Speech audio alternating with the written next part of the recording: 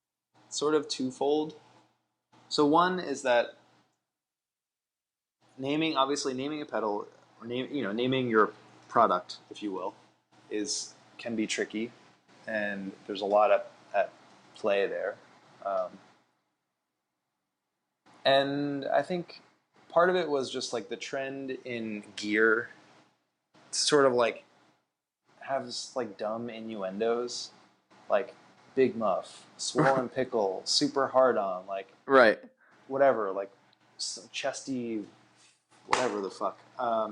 So it's like something about that seems extremely juvenile and just like tacky to me. But I wanted to sort of like two things. One was just cut through that and just say what people want to say, but don't, because they're putting out a product, and most people who are maybe more wiser than I am in terms of business mindedness are thinking to themselves, I probably shouldn't name this like a word that most people aren't allowed to say or can't write or can't look at while they're at work, something like that. Right. Because they'll sell less of it, which is a perfectly valid point. But I just wanted to. It's the beauty. It's your of being company. You can do whatever you want. That's the beauty of it. It's the beauty of being the one person at the job, and you're just like, yeah, I'm going to do that. Why not? Mm-hmm. If it's a complete failure, then it's fine. And it's like, it's not the end of the world. You just do something else. I could take the exact same circuit, put it out under a different name that's clean, and see how that goes. And then, whatever. But thankfully that didn't happen. People are okay with it for the most part. But yeah, so that was sort of one part of it. And the second part of it was just that, I've played a lot of overdrive pedals and stuff like that. And I never really liked, that sounds like a weird thing to say too. I never really liked many overdrive pedals in general. Right. So that was sort of my railing against saying like, fuck overdrive, Okay. All right. Even though it is an overdrive pedal, so it's sort of like it can be clever or really stupid, no matter how you look at it. It's whatever the user. As with music, it's whatever the end user wants it to be. Yeah, but on a third note, also there's another layer there. Also, there is a weird kind of feature to it that allows you to completely fuck up your signal. And that was sort of the other part of it, which is more straightforward, if you will, but also, again, using maybe the wrong words to convey that information. It's a tri-fold signal. The layers are deep. It's an onion of an overdrive. It's an onion. Yeah, it should be called the onion overdrive, actually. Well, then, would it still be an onion if it was an onion overdrive? I don't know. I don't know where I'm going with that. It would be a leak.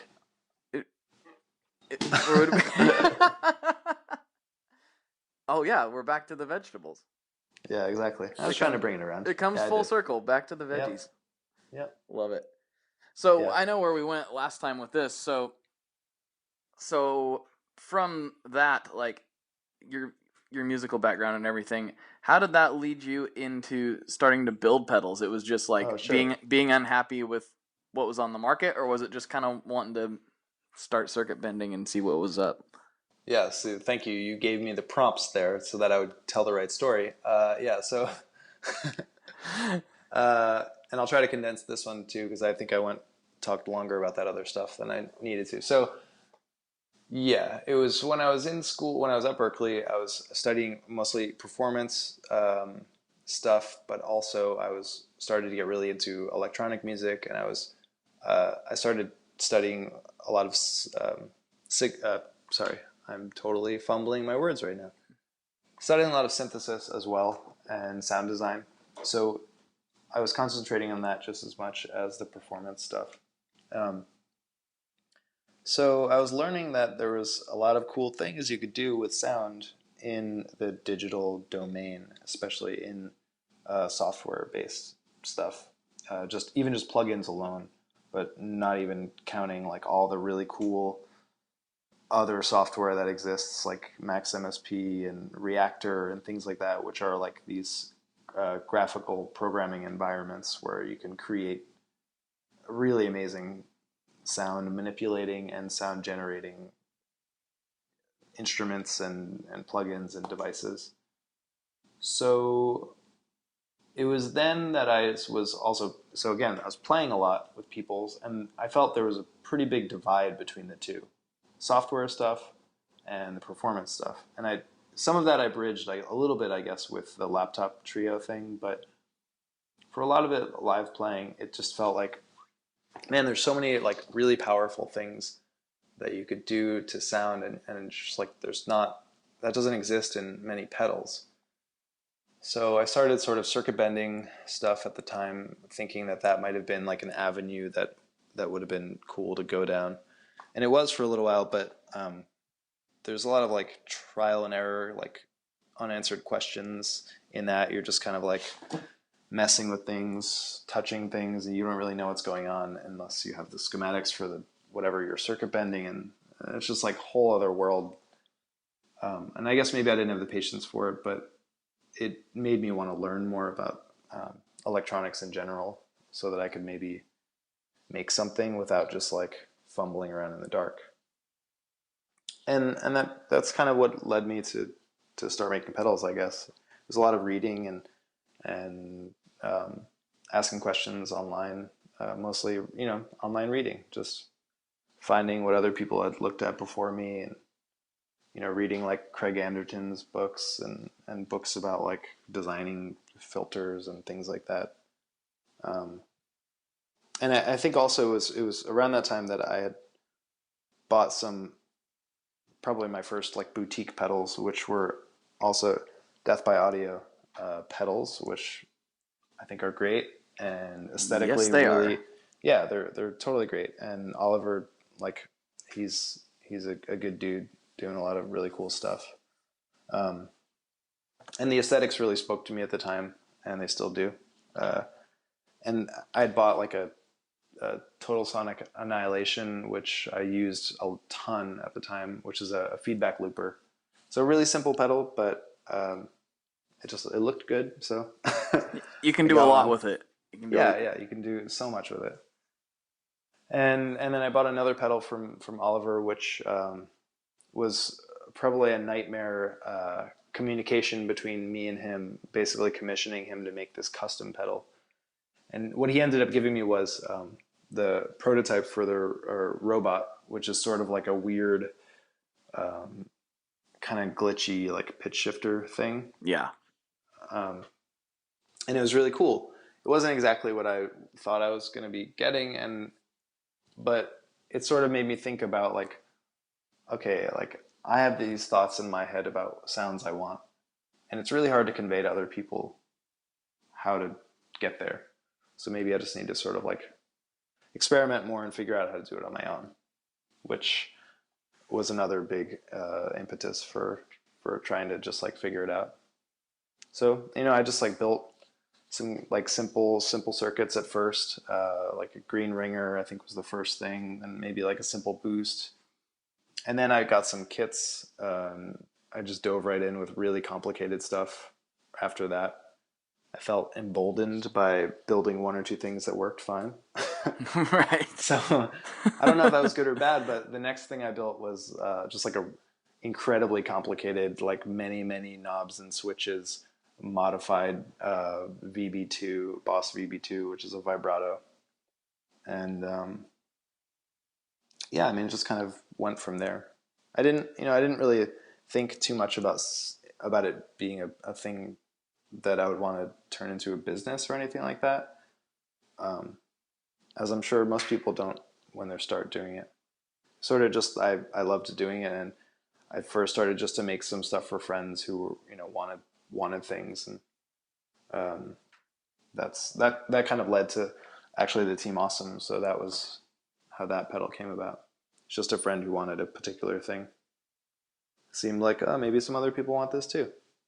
So at what point did you decide that this was going to be like a legitimate business where you were going to, kind of make these available for sale to everybody and not just your good buddies and whatnot. Yes. So that time was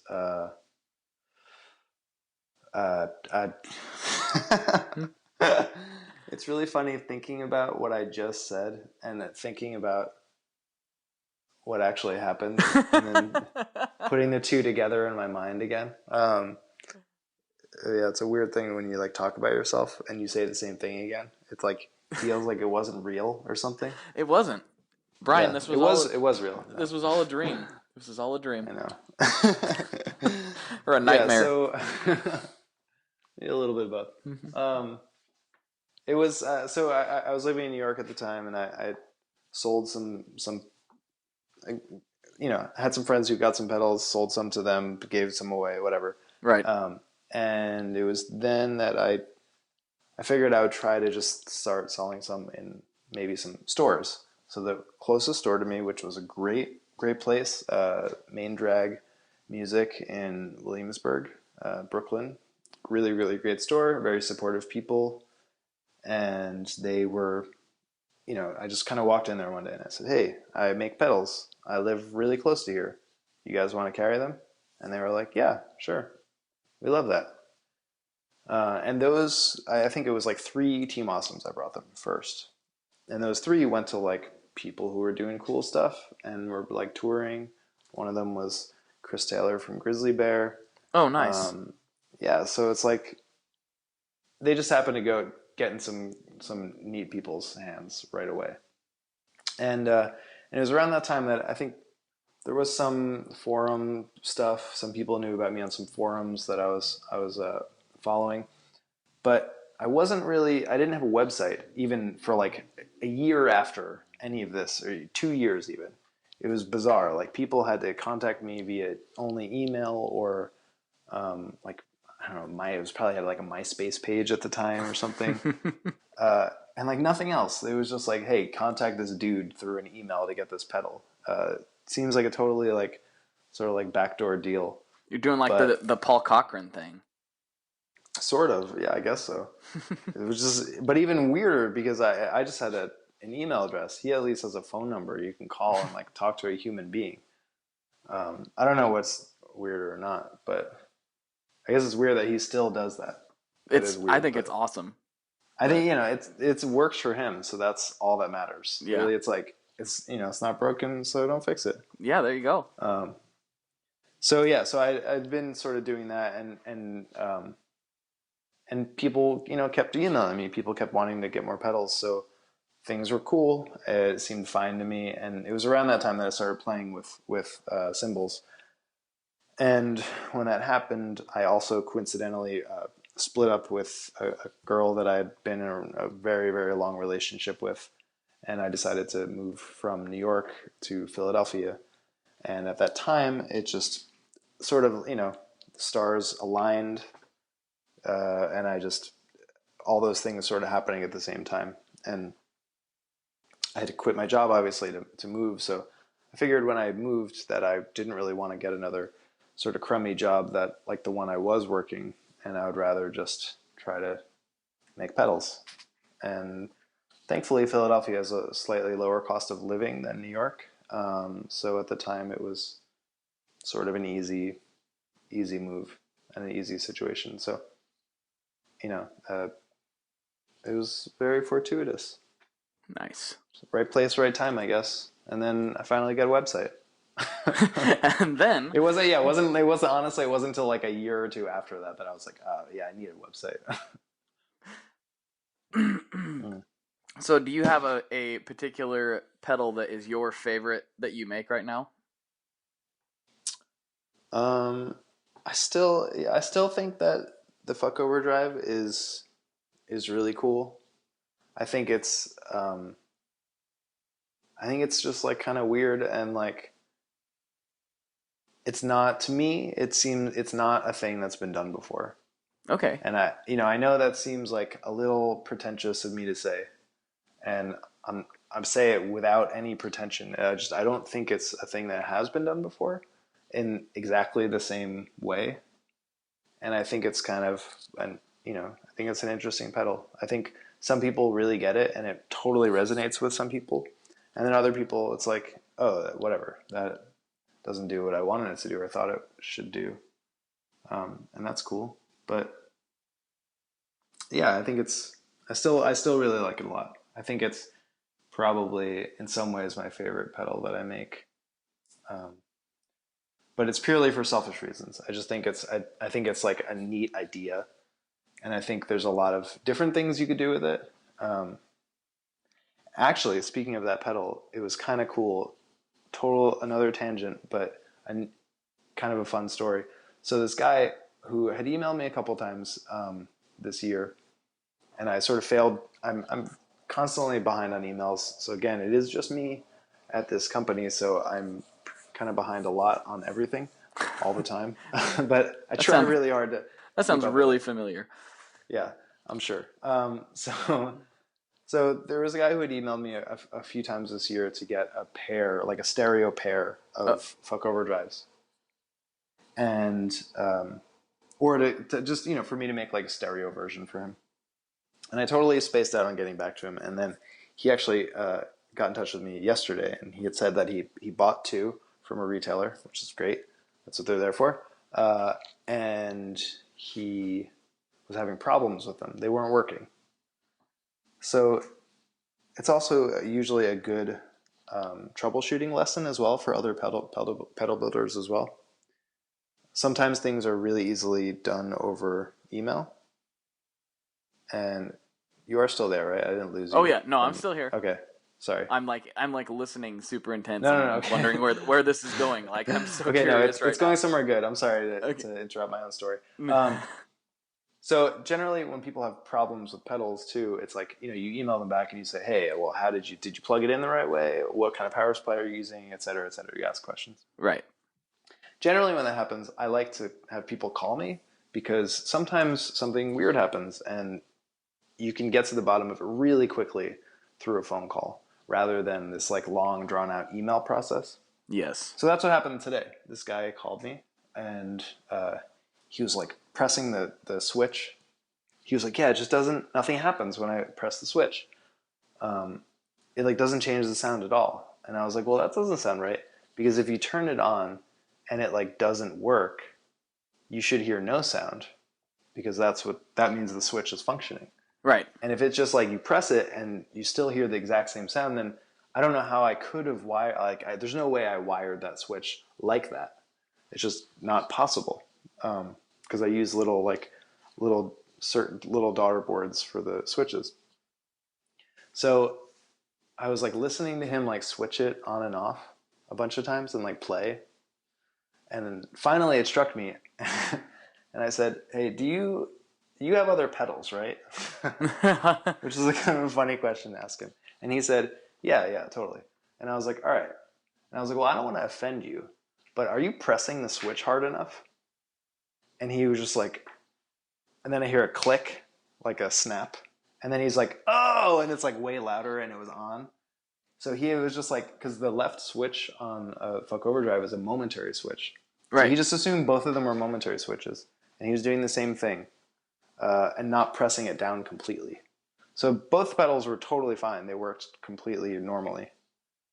But it was just a funny thing. Anyway, that was also a tangent on my tangent. The point of this whole story was that in this whole conversation with this guy, also what I got out of this conversation that I wouldn't have gotten through the email.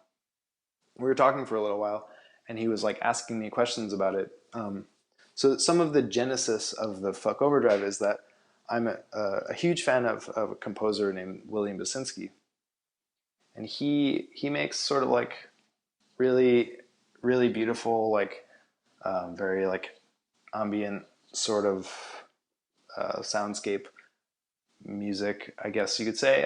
There's not really a better way to put it.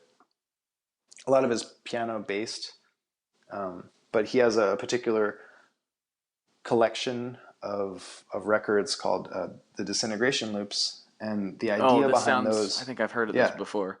Yeah, so the idea behind those records was that he made these tape loops, and I guess I feel like maybe I just made this, I've changed the story in my mind now to my own story, but I guess he had made these loops that were on analog tape, and when he went to transfer them to a digital format, I guess like some of them were damaged or something like that, and he noticed that while he was recording them, that the tape would just like gradually disintegrate or wear away, and so what he did was, rather than just think like, oh man, these things are ruined, he decided to, I guess, record the sound of that. So he recorded all these loops slowly disintegrating. And I mean, it's like some of my favorite music ever. And they're really, really long. So some of them are short actually. But like the first one, which I guess is probably like the flagship track, which also I think has some connection to 9/11 as well, as like a type of memorial type thing. Okay. And I don't actually know the full story behind it, but there's a YouTube video of the Twin Towers like smoldering with the track overlaid. And I don't remember the story behind that, but that's interesting too. It's like an hour and a half long, and it's a short, like maybe like 20-second loop that just repeats over and over again for an hour and a half. And if you're somebody who's into music like that, then you get it. But if you're not, you might think that that's really boring. But it's totally not, because the sound of it like slowly disintegrating over an hour and a half is just like totally mesmerizing. And what happens is you get like these sort of like very subtle like breaks in the sound, and just like these pauses and hiccups. And then you get like timbral shifts where like some of the high end starts to get rolled off, and there's like hums and like other sounds that sort of like come through, and like crackling sounds, and there's just like there's so much to it. It's such a it's just really complex. It's a very complex thing that's happening, and it's totally amazing. So I wanted to sort of capture that in a pedal, at least my own version of that, sort of an exaggerated version of it. And that's where the idea for the pedal came from. The way this is tied into this dude calling me today, which is really cool, he said, hey, did you ever send one of these pedals to like William Basinski? And I was like, no, that's a really good question. That is totally never, a very good question. Yeah, and I was like, no, I've never done that. And he goes, oh, you should. And I was like, yeah, I should. I'm gonna like maybe I think I'm gonna like get in touch with somebody in his world and try to find his info. And then he goes, oh, he's a good friend of mine. He's coming over in 2 weeks. Nice. So I'm gonna have him play the pedals and check them out. So it was just like, I wouldn't have gotten any of that if I didn't just have this dude call me. So that's how this is all sort of wrapped up in that little bundle of a story. That's a trip. Wow. Yeah. That's so cool. Yeah, so that was another nice thing that happened today. Coming back to the first question you asked me, what did I do today? And you're good at bringing it around. Yeah, that was a really good thing that happened today. I'm surprised that's not the first story you told me, instead of going to get whatever that broccoli hybrid thing was. Oh, the Romanesco. Yeah, the Romanesco. That was exciting too. It's just they're different, different excitement levels of those things. Yeah, I would think the levels are slightly different. I have a really weird memory too. It's like really bad, but also like selective in certain ways. So I probably honestly just didn't remember about that until something like sparked it, and then it was like there. So yeah, that's amazing that kind of the guy that inspired the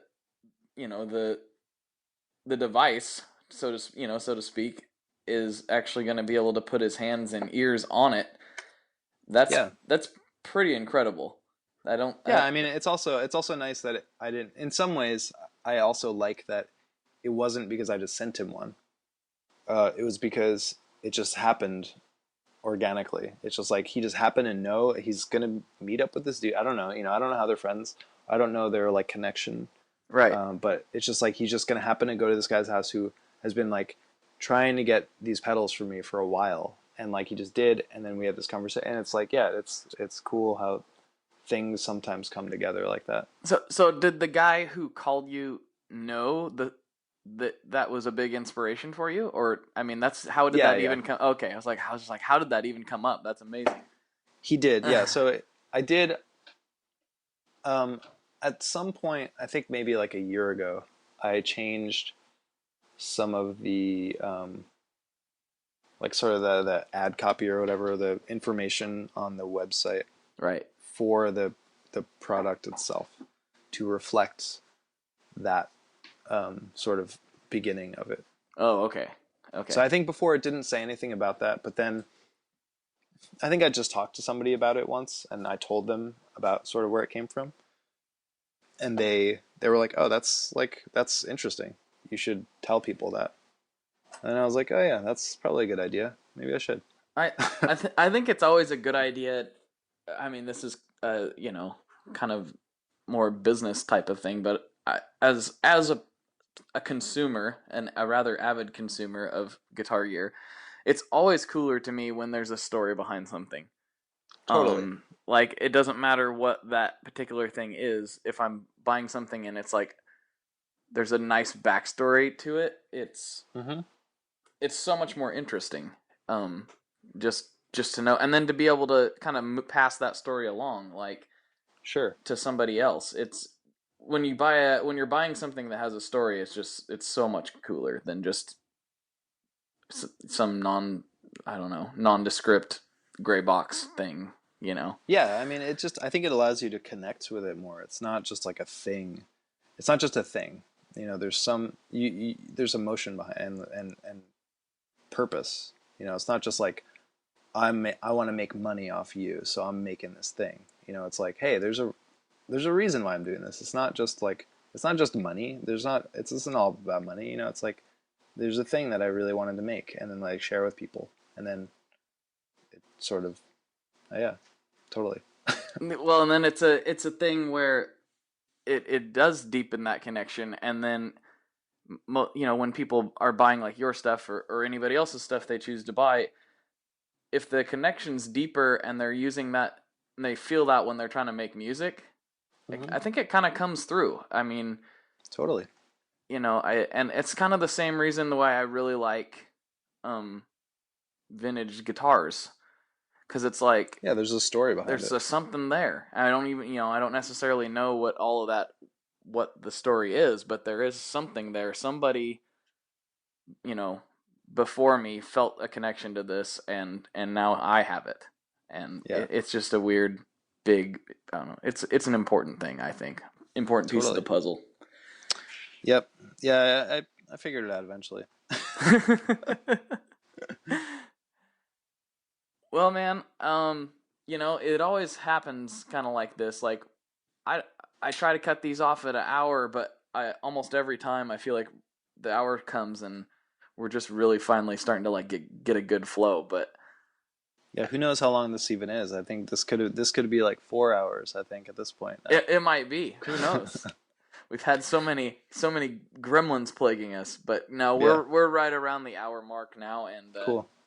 As I like to say, everyone's already either home or in their cubicle, on reverb.com when they're supposed to be working, and they've turned this off already. So we are but a distant memory with our vegetable talk and pedals and whatnot. What a depressing way to end it. I know. I'm gonna cry myself to sleep tonight for sure. Don't cry. I'll call you. We can continue to talk.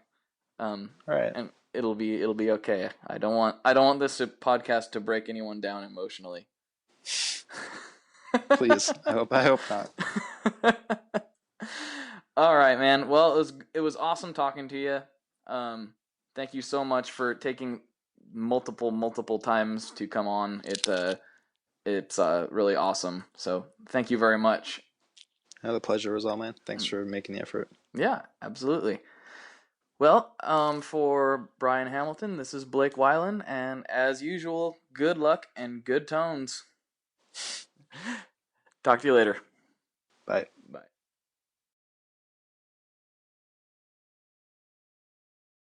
One last thing before we totally sign off here, I just want to remind you that if you do any shopping at Stringjoy, that's Stringjoy guitar strings made in Nashville, that will help me out as well. As I've said for years, I'm heavily involved in that company, and I really do think they're making the best products on the market. So if you would like to try custom strings, go to tonemob.com/stringjoy and check them out today. I seriously love what the team down there is doing. I help them out with all kinds of things, and by you supporting them, you are also supporting me as well. And hey, you need some strings, so why not get some custom strings just for your guitar and playing style? Again, the link for that is tonemob.com/stringjoy, and that will take you right to their website, and you can do all your shopping through there, and that will help everyone involved out. So thank you very much. Talk to you next time. We are brought to you by the wonderful folks at Gun Street Wiring Shop. Yes, Gun Street Wiring Shop. I've talked about them before. I used to say based out of Bend, Oregon, but guess what? Sean moved to my neck of the woods. Sean's in Portland. Sean is awesome and has helped me with a bunch of stuff lately. And if you have wiring needs for your guitar, he can help you too. If you want to get weird with it, he can get weird. If you just need to spruce things up a little bit, there's your guy. He takes all the guesswork out of doing your guitar wiring, and he makes it simple, and his customer service is top-notch, and I can't say enough good things about Gun Street as a company. I really respect Sean and what he's all about, and the product is top-notch. I've got 3 different guitars that now have Gun Street harnesses in them, and I could not be happier. So go to gunstreetwiringshop.com and check them out.